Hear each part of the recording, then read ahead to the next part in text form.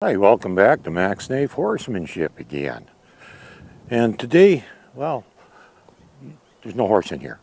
Don't need a horse for what I'm going to talk about, because anybody that has followed my videos for any length of time knows I'm big on safety, particularly when it comes to handling horses and training horses, things that make a safer horse and ways that you can keep yourself safe around the horse. We're big on that stuff. But today, we're not going to talk about the horse and the human, but we're going to talk about the tack. And there's some important things when it comes to safety on your tack that you need to know. And I'm going to talk about some of them. I'm going to show you a few of them, because you'll see I've got some ropes here, some halters, there's a saddle here. Well, this is all part of the conversation we're going to have right now, and it's all about safety. Well, let's start with something kind of obvious, since there's a saddle sitting here. One of the things, I haven't had it happen to me personally, but I've seen it happen to other people where, one time I saw it, the lady hadn't even got on her horse yet and lost the stirrup. Fell off. Now there's a reason for this, and usually you don't notice it. And that's why it's so easy for this stuff to happen, and why you have to make a point of checking this stuff. Is on the back side of them, and this varies from one saddle to another. They're not all the same, because I got different styles even on my own saddles. This one's got a fairly normal buckle on the back of it, but every once in a while just check and make sure it's done up properly. And even if you got a different style than this, it doesn't matter. I'm not going to elaborate on the different styles, but if you got a different style than this, make sure it is properly secured, that there's a safety sleeve on some of them that slides down, locks everything into place. Make sure that's where it's supposed to be. And that way you don't end up losing a stirrup, because you don't want to lose a stirrup while you're riding. That's for darn sure. And like I said, one time I did see it actually happen. It happened, the poor lady hadn't even got on her horse yet. Thank goodness actually that was when it happened, because it could have been bad otherwise. It wasn't her saddle. She just bored one, quickly threw it on the horse, and then the stirrup fell off before she even got on, because it wasn't properly buckled up on the bottom here in an area that you can't see, because normally when it's sitting on the horse like that, the buckle is in behind the fender. You can't see it. You actually have to make a point of checking this stuff to make sure that it's exactly how it should be. Now I'm going to talk about another thing that I have had happen, and it happened to this saddle. And that's why I'm actually got it turned around this way, because this side is original. I haven't done anything. The other side got broken and I had to fix it. The way I fixed it, though, I think it's probably secure enough that it'll probably last longer than me. So I'm not too concerned about that. We did a pretty good repair on it. At least I think so. But I want to show you something that you should look for. Now this is going to apply whether you're buying a new saddle, or new to you saddle, a used one particularly, or if you've had a saddle that you've been using for a few years. You're going to want to check this stuff, because it's pretty important. And when a saddle is made out of organic material like leather, it does deteriorate with age. And as it deteriorates, it gets weaker. And I'm actually going to show you another feature on this saddle that I don't even know why it exists, but I'm going to show it to you anyhow, because it's a bit of a warning, actually, about something that you need to pay attention to. But I'm just going to bring you in a little closer here so you can see what I'm talking about. And I'm going to show you, now it's going to be, the rigging is different on every saddle, so that your saddle's not going to look like this, or it might be something completely different. There's several different variations, but in every case it comes down to the leather has to be in good condition for it to actually have any strength. It also has to be fairly thick too, depending, because some of them, the rigging goes right onto the skirt. You need a really thick, solid skirt for that, and the D-rings have to be attached well. And those are things you got to check, not just when you buy it, but also when you own it for any length of time. You want to be checking this stuff on a regular basis. But I'm going to bring you in here and show you what I'm talking about on this one. Now, on all saddles, there's going to be some form of rigging here that attaches your cinch, which I'm just going to take down out of the way here. And you'll see there's this ring here that my offside latigo is attached to, which my cinch in turn attaches to that. But this is stuff you got to pay attention to, because this is important. This holds the whole saddle on the horse. And if this stuff isn't in good condition, you're going to have a bad day. I'm just going to try and put this up a little bit so you can maybe see better in here. Probably not going to see where the darn... Yeah, I don't think so. I'll move this over a little more. And hopefully you can see what I'm talking about. You see there's this piece of leather up here holding this ring. This attaches to the tree, which holds this ring, and there's another one that goes back and keeps the backhand down. Not that important.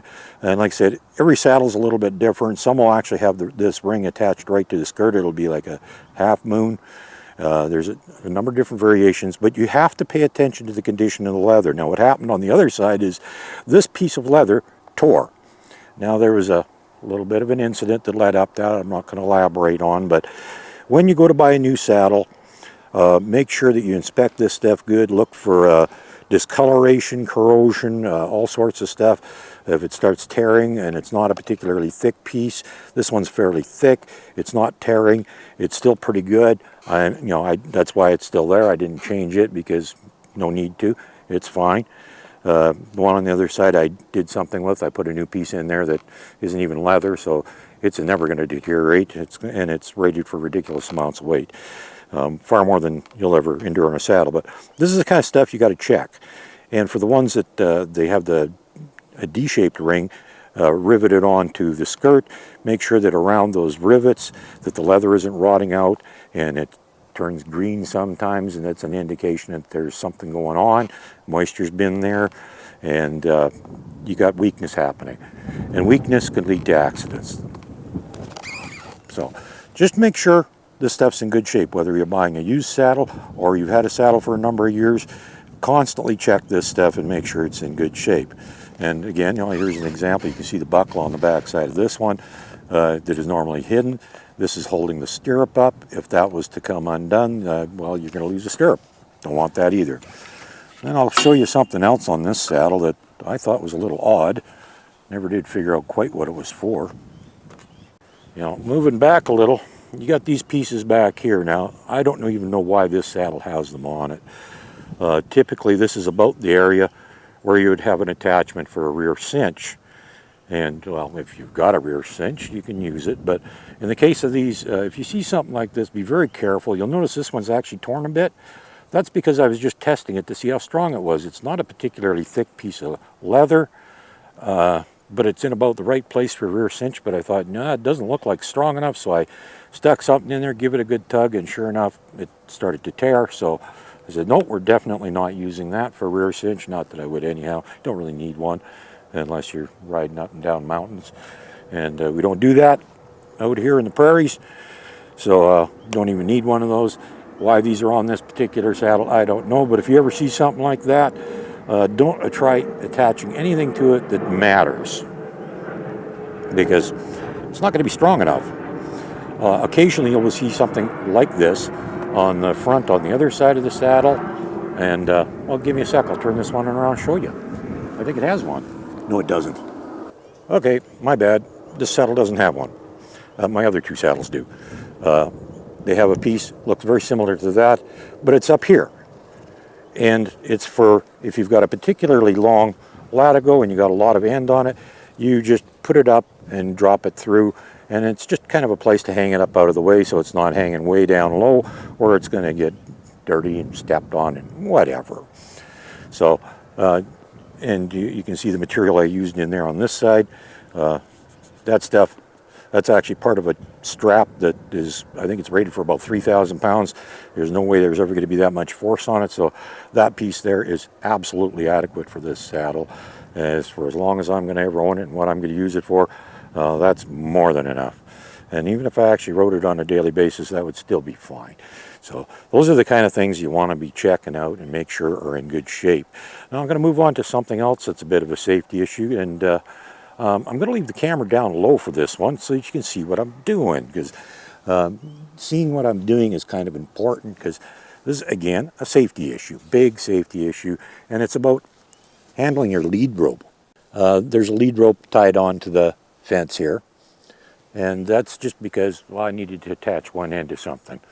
So we've got it tied on here, it's nothing special. We aren't even going to talk about how I tied it, because that's not really how you'd ever tie a horse. But I want to talk about how to hold a lead, right and wrong ways to do things. And one of the common mistakes I see people making that is just absolutely dangerous, and you can actually lose a limb or a hand doing it, or at the very least get your flesh ripped off, is people will wrap it around like that. Or maybe they'll have a whole bunch of surplus and they'll make loops like this and have it hanging like that. If the horse pulls quickly, all that's going to tighten up on your hand, and before you can let go of it, your hand's trapped in there and bad things happen. You're going to lose a limb or whatever. So I'm going to show you the right way to hold a lead. Now this one's a little bit longer than most, so you're not going to have as much to deal with, but when you're holding the lead, first thing, just lay it over your hand like that. And if you got a whole bunch extra, you don't want to be getting wrapped around your leg, because that could be bad, and you don't want the horse stepping on it or dragging in the dirt or whatever. You just take it, lay it back over top of your hand like that, and then you take some more of it and you lay it back over top of your hand like that. And in a moment's notice, if anything goes wrong, it's gone. It's not going to stay in your hand. It's not going to cost you a limb or a hand or anything like that. Again, over top of your hand, not around your hand. And you'll see me do this quite often when I got a long lead and I want to get it up off the ground and I'm playing with it just out of boredom or something. I'm going to be holding it like this. You'll never see me wrapping it around. I've seen some really good horsemen wrapping it around their hands. I would never ever encourage anybody to do that. I think they're setting a bad example, even though if you're skilled enough, maybe you can release fast enough to save your hand. But if you don't do it right, and that gets wrapped around, it can drag you to your death. It can rip your arm off. It can take the skin off your hand. All kinds of things can happen and have happened. These are not things I'm saying might happen. These are things that have happened. And so we don't want that happening. So there you go. It's laying across my hand like that. And at a moment's notice, if anything goes wrong, it's gone. And I'm safe. So that's one of those things about safety. Now I'm going to move on to the next one. I actually have a few things to talk about when it comes to safety, but hang on. Now I'm just going to briefly address something about halters. Now, if you've watched any of my videos, you notice that this one right here, this rope halter, is one of my favorite ones. I use it a lot, although it's just about due for replacement. But that's okay. We've had this one for quite a few years, and they're not horribly expensive. And I'm thinking, you know what, maybe it's even time for a new lead rope, because this one's starting to fray on the end, but that's not the topic here today. I want to talk about halters in general and their uses. And some people, and I've heard it said, I've talked to these people that said, they hate rope halters because they hurt horses. That is absolutely not true. Rope halters don't hurt horses. People hurt horses. Rope halters do have the potential to hurt a horse if they're used incorrectly. And, well, but I have absolutely never hurt a horse with a rope halter, and I never will. If I do, I'm doing something horribly wrong, at least in my mind. But there is occasional times where I do believe a web halter is better for certain things. And well, I said there weren't going to be any horses. There's one sneaking up here right now. She likes the saddle, even though it's only been on her a couple of times. She actually likes sniffing at it and smelling it and whatever. And I'm not opposed to that. If she wants to familiarize herself with that, it's okay. She can do that. Oh, now she's sniffing the saddle pad. And those eventually are going to be on her later today. But for the moment, halters. Don't ever leave a horse unattended with a halter on, especially if it's a rope halter. One of these things, if it gets snagged on something, even if you don't have a lead on it or anything, bad things happen. Horses can die. And in fact, even the web halters can be fatal. And I have seen that happen. I actually saw, well, not in person. I saw a picture. I'm glad I wasn't there, actually, because I would have been really upset about that. But somebody left a horse unattended with a halter on, and it got hooked on something, and, well, the horse ended up dead because of it.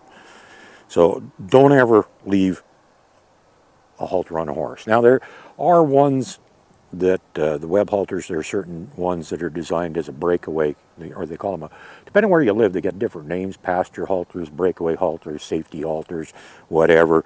And they're designed to break if they get caught on something, which I think is a bad thing anyhow, because that just means the halter isn't really doing its job properly in the first place. And some people will use them on horses that are hard to catch and halter, so they'll put the halter on and leave it on. I don't think that is a good way of addressing a problem. I think the correct way to address that problem is actually get the horse good with haltering in the first place. And on the few occasions I've seen that done, where they use a breakaway halter, it was usually a horse in its first day of being halter broke kind of thing, and they'd put it on and figuring, well, they might not get it on a second time, let's just leave it on, and that's what they'll do. And unfortunately, that means you got to buy one more halter that is probably only going to get used for a day or two. So, not really worth the money, I don't think. I think you're better off to teach a horse how to be haltered right off the bat and take care of the problem right then and there. I don't think there's an excuse for leaving a halter on a horse, and I've heard the reasoning more than once. Well, I left the halter on because it's hard to get a halter on that horse. Well, then fix the problem. Don't just keep leaving the halter on the horse because you're creating a safety hazard because you're too lazy to do the training, or you're too cheap to pay somebody else to do it because you don't know how. Anyhow, there is one time in particular I will not use a rope halter, and that's when I'm trailering. Because of the fact these things don't give, they don't break. This rope on here, it doesn't look real big, but it's insanely strong, and it won't give. If it gets snagged on something in the trailer, well, you could open the door to a dead horse or an injured horse or whatever. Bad things can happen. So in the trailer, when a horse is being transported, you probably want to leave a halter on of some kind so that, when you go to take the horse out, you can clip a lead on quickly, because that's pretty much essential depending on where you were. You're not always going to be in a place that's enclosed. You're quite often going to be out in a parking lot somewhere where there's no fences, and if the horse takes off on you, bye-bye, no more horsey. Well, at least not for a day or two or three. Anyhow, so that is the one time I will use a web halter, because if they do get snagged on something, there's a better chance that something's going to give on them, because they have buckles on the sides and clips and all this stuff, and all of those can break. Now, it could still get hung up enough and whatever that the horse gets injured or dies. So, there's still a risk there when you're doing that stuff. That's why I don't like transporting a horse in a trailer unless I absolutely have to. It's a safety issue. Rather than take a chance on a problem, eliminate the possibility of the problem. Well, that's kind of the way I deal with most things, is just eliminate them. So the rope halter, I love them. They're great. They're a great training tool. I like the way they work. One size kind of fits all. And I don't see a downside to them. I really don't. I really like these things. But there is a time and place never to use them. Like I say, if the horse is unattended, even for a couple of minutes, don't leave a halter on it. Certainly not one of these ones. And out in the pasture, no, absolutely don't leave a halter on a horse.